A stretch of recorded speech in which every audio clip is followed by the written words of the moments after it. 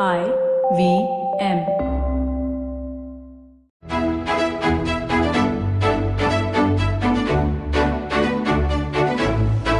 BQ Big Decisions, the BloombergQuint podcast that helps you make the right financial choices.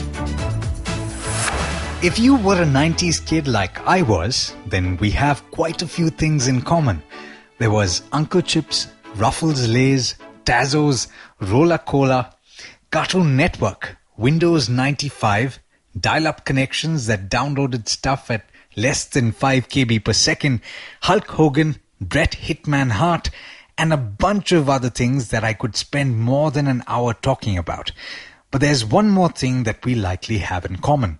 Your parents and mine have either just retired or are close to retirement. Thanks for tuning in. This is BQ Big Decisions and I'm Alex Matthew. On this podcast, we're going to be talking about retirement.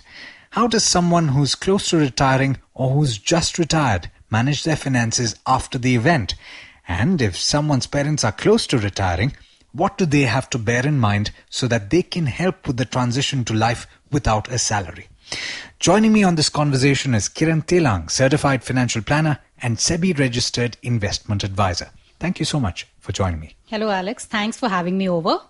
Now, a lot of our conversations on our shows and on our chats, Kiran, have to do with saving for retirement. There's a lot of focus that we give to starting early, the whole concept of compounding, but I don't think enough time is spent talking about the actual transition from earning a salary to not earning one. And it's a big shift, isn't it? Absolutely. That is one dialogue which has not happened in India, probably because we are still in that kind of economy where many people are moving into retirement where they have to fund it themselves. Mm-hmm. Earlier on, there were people who had pensions. It was mostly PSU or government jobs or those kind of things. Right. Or you had people who were taken care of by the family. So retirement planning as such and the transition phase was not really something that people had to face or had to discuss with someone. So things are changing now, and that's a very important transition. Yeah. So with that in mind, is there a checklist that someone can follow, someone who's perhaps just retired or is close to retiring? Certainly, each person can create their own checklist. There are a few factors which need to be kept in mind. So the key issues that most retirees want to look at is having an income through their lifetime. Mm-hmm. Which could be pretty long post-retirement. I mean, considering the life expectancies that are going up, you need to plan for 30 to 40 years after retirement. Wow. Okay. You might live up to 90 to 100. But a quick point here, Kiran, it's not something that a lot of people talk about and I would think that a lot of the investment planning that happened in the early years for these people who are retiring now had to do with a different life expectancy in mind, right? Absolutely. So with improving medical facilities, improving lifestyles, as in terms of, healthy eating, exercising, those kind of things do tend to improve your life expectancy. So somebody who's already at 60 will probably live till 90 to 100. So that is 30 to 40 years after retirement when you're not getting your salary check. Right. So how do you fund that period? That's a pretty long period to fund from your investment corpus. So that is the primary goal of any retiree. So not only your regular living expenses, there are other things which come into picture once you are a little older. Majority of them are to do with your health. Right. So you need to have something which takes care of, any unexpected expenses in terms of health care. So it could be either hospitalization, it could be support provided at home, because with old age, those things do come in where you might need a caretaker or things like that. Sure. So all these are things which require a lot of money. So you need to budget in these things and see how your corpus will support you through 30, 40 years of these kind of expenses. So at what point, Kiran, do you start thinking about these things? Ideally, you should start thinking about them as early as possible. But I would think that the challenge here, and it's quite an understandable challenge, you can't think, it's very difficult to think about yourself as growing old, right? You can't think of yourself as having the requirement or the need for these kind of facilities. So if you can't think of these things, then it's very hard to budget for them. Absolutely. That's why retirement planning as such is a very challenging goal to help people with, because you're not able to visualize yourself at that stage.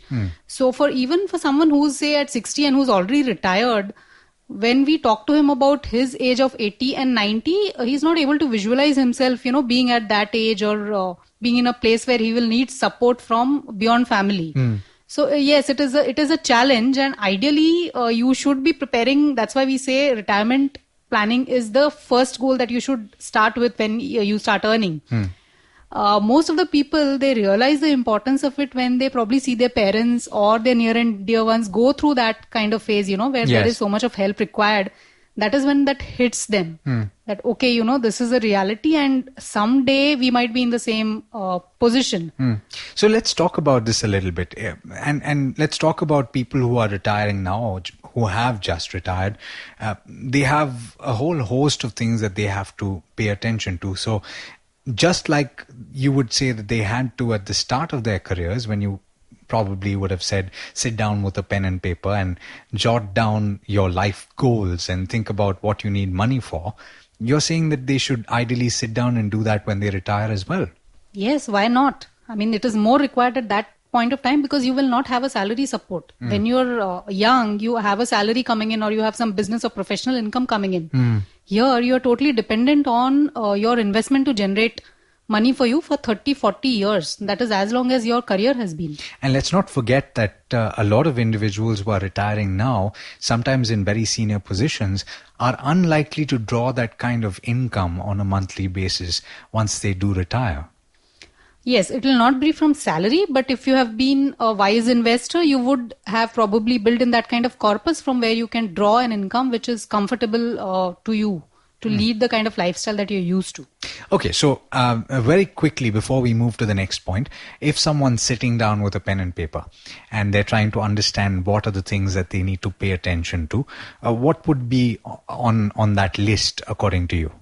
First of all, health coverage. So if you don't have health insurance, look into health insurance before you retire, because once you're 60, there are a lot of limitations that come in with health insurance.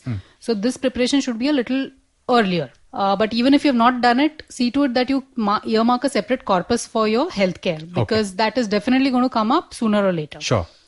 The later, better, obviously. So you need to take care of your health as well. That goes without saying. Okay.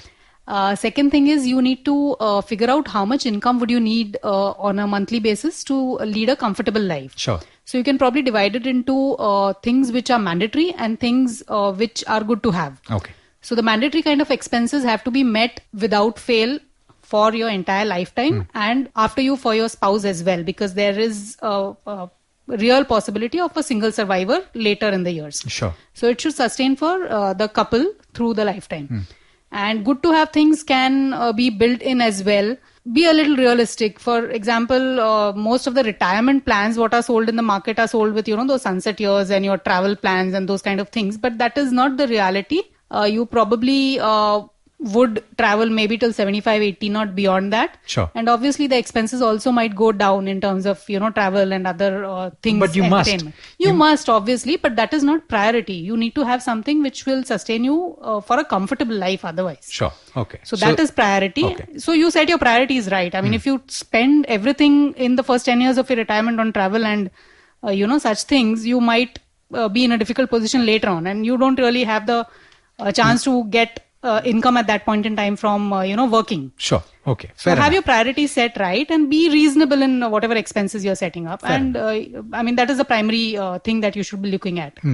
And of course, there could be situations where your children are not yet settled. So that becomes a bigger question if your kids are still studying or they're yet to be married. So what kind of money do you want to earmark for those goals? I do want to talk about that in a short while, but apart from that, do you have anything else that you want to put on that list?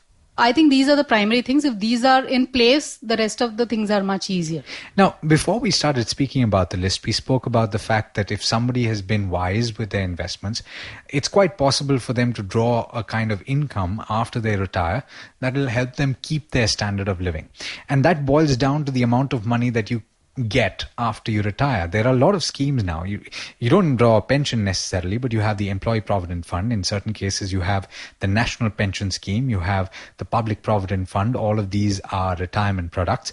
And when you retire, you have a large amount of money that comes in. Sometimes there's also a gratuity that you get from the company that you're working for. What do you do with that large sum of money? See, that large sum of money, first of all, it can be quite, unnerving to have that kind of money in your hands, because you've never probably seen that kind of money at one go. Your account balance will probably run into crores at some point in time. I hope so. Yes. I hope so. Yes, definitely. Yes. So most people are definitely retiring with a corpus of a couple of crores in the APF and gratuity amounts. What happens at that point is that you feel very rich and you're very benevolent because of that amount of money being available. So you tend to, bend towards providing your children or your near and dear ones to help them out with their life situations without realizing that it might impact your own requirements later on. Sure. So be a little careful and think through it before, doling out money easily from your retirement corpus. Just a little selfish. You've taken care of your kids all your lives, and this is now time for you to take care of your own. Yes, self-dependent rather than, giving out money now and being dependent on others later on. Sure. So once you have that kind of corpus, as I earlier mentioned, you need to really understand what kind of expenses you will have. It is not very easy because your lifestyle again will undergo a change. You might move cities after retiring. You might settle down in a new place where you don't really know what kind of expenses will happen. But once you've more or less figured out this X amount is required per month, that amount should be available in investments which are a kind of fixed income, so that should come in every month without fail. So let's talk about these. What are the options available for people to consider? Yeah, so typically for retirees, the go-to products are senior citizen savings schemes. There is this LIC product, Vay Vandhan Yojana, which is a 10-year product. And it's a fixed income, 8% return thing. Then there are annuity plans which are available from insurance companies. So these are typical products that people go for, or postal monthly income schemes. These are the traditional products that most people go for. These will provide you with a fixed income every month, but your principal will not grow. Okay. So your principal stays as it is. It stays safe because most of these are sovereign products. These are taxable as well, aren't they? These are taxable, yes. So what happens is you need to create a balance between the kind of income that you're drawing, the taxation on it, and covering inflation as well. Because see, you have an X amount of corpus, you're drawing certain income. After 10 years, that income will probably not suffice for your needs because inflation will eat away into the purchasing power of that amount. So then where do you draw the balance going forward?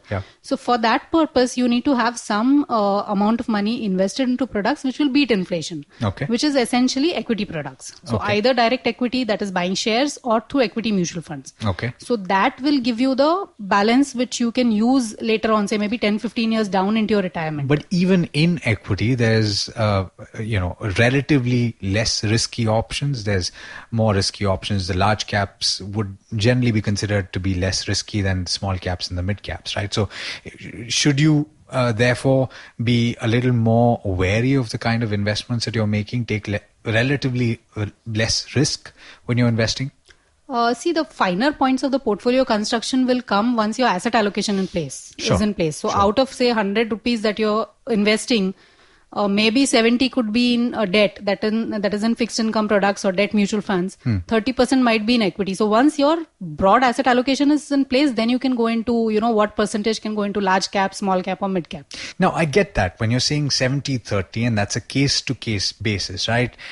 But does the thumb rule that people talk about hold true here as well? They say that you should take your age and subtract it from 100, and that's the amount, the remainder is the amount that you should invest in equity in the early part of your life. Therefore, the amount of money that you can possibly put into equity is much more than you can towards the latter part of your life. See, it's a thumb rule. So it is not something which will apply in all cases. Each person, each family is different. Their requirements are different. The kind of corpus that they build up is different. So I wouldn't say that the thumb rule works in all cases. So it's an it could be, number. it could be a starting point, a broad idea of, how things can go, but you really need to know your own situation before deciding on your asset allocation. And that's something that we stress on I think every conversation that we have on BloombergQuint. Your context when you're talking about personal finance is perhaps almost as important as anything else that you would consider, because your context is what determines what you do with the money. Yeah, so personal finance is more personal than finance. Absolutely. All right. So with that in mind, you're saying that you must have a certain amount of equity in your portfolio. But I do know, Kiran, of several individuals, in fact, my own grandfather, who invested in stocks very early in his career, and he's held on to those stocks, and now he uses the dividend income to supplement his income. So what do you do? And this is obviously a hypothetical case. In the case of individuals who have large equity holding, would you then say that they have to, over a period of time, reduce that equity holding? See, in cases where the income is sufficient, you need not really go down on the equity, because what you're looking at, as I told earlier, was having sufficient income to lead a comfortable life. Sure. Whatever wealth is being created, that is obviously for the next generation. Mm-hmm. So in case there is a situation where your income is falling short and you need to dip into your capital, in that case, probably you might need to sell some of your stocks and, try to put it in places which will generate income. But if you're anyways comfortable with your kind of income that you're getting either out of dividends or other instruments that you've invested in, you might as well continue to hold your wealth in stocks. But the question there, and where I have the doubt is, you've seen how the markets have been over the last couple of years, 2-3 years. In the context of somebody who's held for so long, there's a significant, even if it's notional, there's a significant erosion in that capital, in that wealth. And if they have a requirement for the funds, wouldn't they want something that secures their capital once they're beyond a certain age? Again, we go back to the context. Why do you need to secure the capital? Why do you need it? Because, see, going back to the point that you made with regard to your life expectancy, you're thinking that you're going to have a requirement for 20, 30 years. So you don't want to have market volatility take out the capital that you've spent so much time building. So wouldn't you want to secure that capital? So again, it comes back to the contexting. So somebody who's 60 and having a 80% equity portfolio, yes, definitely, we might need to relook at the portfolio. But somebody who's at 80, 85 and he's already drawing comfortable amount of income, the rest of the equity holding is basically his wealth creation, which he is going to bequeath to his next generation. Fair enough. So it is his choice whether he wishes to continue with that or he wants to have something which he can see that the capital is protected. It's entirely his call. Now, having said that, you've made it clear that even individuals who are retired and are 5 to 10 years into their retirement should ideally have some amount of equity because they need to have a certain product that will help them grow their capital. Yeah, so the choice is between living with the risk of capital erosion in equity or, because of the volatility, or living with the risk of inflation eroding your purchasing power. It's your choice what risk you wish to live with. And when you say inflation, just to make it clear, it's that you have, say, 100 rupees and that's not growing every year. You're utilizing the amount of money that you gain on the interest on that 100 rupees. But everything that you can buy with that 100 rupees is getting costlier. And therefore, you're losing money over a period of time. So you need something that will grow that 100 rupees to 120 rupees so that you have more money to protect yourself. Right. Now, having said this, I want to talk a little bit more about the investment products and the options you have with regard to annuities and all of that. A lot of these instruments were designed before the turn of the century, and the context then was very different. You had life expectancy, people were talking about 75 years. So it's interesting that we haven't changed with the times in that regard, right? So, Alex, the options are there in plenty. It's the choice that you make. So what happens typically is people prefer something which is safer, as in the capital stays safe and they draw an income. Inflation, what we were talking about earlier, is not a visible thing. Yes. So it is a little difficult to visualize that you will fall short of money. Yes. So though people are realizing that they might live longer and inflation is a real problem, Now there is a gradual shift happening where people are more acceptable of investments in equities beyond the products which were, pretty traditional earlier on. So the shift is definitely happening gradually. Fair enough. Okay. I do want to take the other perspective. Now, we began with 90s kids, and a lot of 90s kids that I know of will now be facing a situation where they have multiple responsibilities. They're taking care of three generations. They're taking care of themselves, they're taking care of their kids who are in certain situations only a couple of years old, and they're taking care of parents who have retired.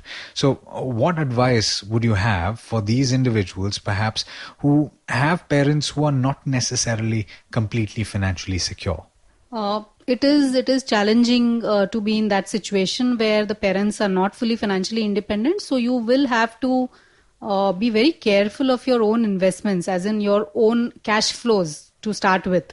So whatever you're spending, you have to be very wise in choosing your, spends. Invest a little more, keep a little more of contingency fund. That is something that can be used in emergency. Look at options where you can, at least take care of the healthcare part. If your employer is going to cover your parents in some scheme, even if it comes with some amount of payment from your side. Sure. Because it's a little difficult to get health insurance for senior citizens, or it comes with a lot of, restrictions. So it's better if you cover them in a health cover. It's a little simpler to, get the claims if at all they ever come up. So this is something that I think younger people do need to look at. There are also a lot of tax advantages with regard to health insurance and policies for older individuals, for senior citizens, right? Yes, you do get tax benefits if you're investing in insurance policies for, health insurance for your parents. But tax advantages, I think, should be a byproduct. They should not be the primary reason for doing any investment or any policy purchase. And this is not only pertaining to retirement and health insurance. Absolutely, and all of that. All cases. Yeah, as a thumb rule, you shouldn't look at tax saving as the main purpose for investments. I was talking about what children should do, and or rather people whose parents are just retiring should do. And with that in mind, suppose, and this is a hypothetical situation, you have parents who are retiring in the next 5 to 10 years, and you know that providing for them is going to be an eventuality. Do you start a fund now to take care of them? Maybe having a separate fund would not be a necessity, but just creating wealth, which will, support whenever the need comes, should be something that the younger ones should be looking at. As I said earlier, health insurance is one thing that you can take care of. So if your parents are retiring in the next 5 to 10 years, talk to them. What is the employer going to provide? Is there any provision for them being covered post retirement also? Because some, if they are working with a public sector unit or a bank, they are usually covered post retirement also. So if that is there, fair enough. If it is not there, have they bought their own insurance policy, or is there a possibility post retirement where you can cover them yourself? So those things need to be looked at. Try keeping a higher contingency fund. So have some liquidity in your overall portfolio, and keep something aside which builds up in equity as well, which back of your mind you can just probably label it as something for your parents. So over a period, maybe 10, 15 years when it grows, that is entirely to support them when the need comes. Now, Kiran, we mentioned this very briefly, and I said that I would revisit it. There are certain individuals who choose to study, doctorates and PhDs and multiple PhDs. They're relatively less able to take care of their parents. In fact, in certain situations, parents support their children even after they're retired. And in a lot of cases, you also have marriages taking place once parents have already retired. So what should the kids bear in mind at that point of time? It's a difficult situation to be in. So it's a very sensitive area, both for the parents and the kids, because the parents, though they know that it's pinching them, they don't really want to go back and say, no, I don't want to support my kids. The kids, I don't know whether they realize that they are really, causing a problem where 20, 30 years down the line, their parents might become dependent on them because the money is being used up for their education or, whatever reason they are not earning. I would think that it has to do with the latter, in that they don't know how much their parents have saved up, because that's not normally a conversation that parents and children have. I know for a fact that it's not easy to talk to your parents about the amount of money that they have saved up. They're not comfortable talking about it. So yes. So what happens is generally now I'm seeing this trend shifting where, we have people who are senior citizens and they make us as a third party who's, independent of the emotional situation there, talk to the children about the financial situation so that both the generations are aware what is happening and how it is going to impact each of them going forward. So a third party who is independent, a financial planner, can probably, get the picture clear and make people realize to what extent they can dip into, their parents' retirement kitty, or they shouldn't. They should get independent. So it's a very, very sensitive area, and it needs to be spoken about. Having said that, at the start of the conversation where we said that you should sit down with a pen and paper, you should involve your children when you do sit and make that list of the amount of money that you will likely require. They should be equally aware of the amount of money that you need. Yes, on an expense basis, they need to be aware. Many parents are not comfortable telling their children of what they have, because that again will, get that thing whether they'll ask them for money when they need to start up their own ventures or they want to, buy a house or things like that. So issue. That's a very sensitive issue. It has to be taken case to case basis, but definitely these things are very nuanced. So you cannot have a general advice or a suggestion on how to take this forward. So it depends on how each family is in terms of being open with each other or, having discussed money or their financial situations as well. In an ideal situation, though, if you are, and obviously most people listening to this conversation would be concerned about their parents, it's a good idea to involve yourself in helping them plan it out.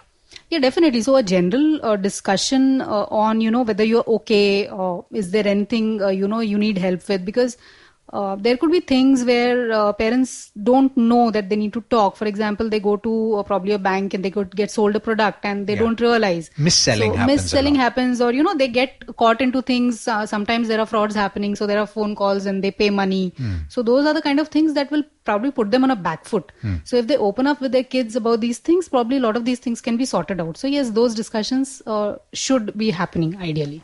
Fair enough. Any last points that you would like to make on the topic of either from the perspective of people who are just retiring or people who are helping their parents through that transition? For someone who's helping their parents, I would suggest that you first get yourself totally independent. Try not to dip into your parents' retirement corpus. You build your own thing and start creating wealth for yourself. As far as parents go, again, I would say that don't be very benevolent in giving away your retirement money to your children for their own ventures. Be a little selfish there and take care of yourself first. Like in the airlines, they say you take care of yourself first in case of an eventuality and then help others. So I think that should be the norm when you're designing things. Absolutely. Well, I believe that's been a very comprehensive conversation, and I thank you so much for joining me today on BQ Big Decisions. Thank you, Alex. It was a pleasure. To all of you who are listening in to this conversation, thank you so much for joining in. This was BQ Big Decisions. I hope this conversation helped you out. And in fact, if your parents are listening, I hope that this helped them out as well. Thanks so much for listening. This is BloombergQuint. If you enjoyed Big Decisions, check out some other podcasts on the IVM Podcast Network. You can check out Paisa Vaisa, hosted by Anupam Gupta, Advertising is Dead, hosted by Varun Dugirala, the Ronnie Screwwala podcast, hosted by Ronnie Screwwala, or Cyrus Says, hosted by Cyrus Procha. These shows are available on the IVM Podcast website, app, or wherever you get your podcasts from. Hello everyone, I'm Zain. I'm Avanti. And welcome back to a brand new season of Marbles Lost and Found. A show on mental health and its stigma, and we're kind of making it an open conversation. Pretty much, yeah. And we're really, really excited about this season because we have a number of guests on and we'll be talking about things like addiction, grief, children and mental health. Exactly, children and mental health. And our listeners have also written in this time. Yes, and we have an episode dedicated to that. Yes, and guys, thank you so much for writing, and we really, really appreciate it. And we're really excited for you to tune in on Tuesdays on the IVM website or app or wherever you get your podcasts from. And you can find Marbles Lost and Found on Facebook, or you can find Marbles Lost and Found on Instagram as well, the handle being Marbles Podcast India. Can't wait for you to tune in. Thank you very much. See you guys soon.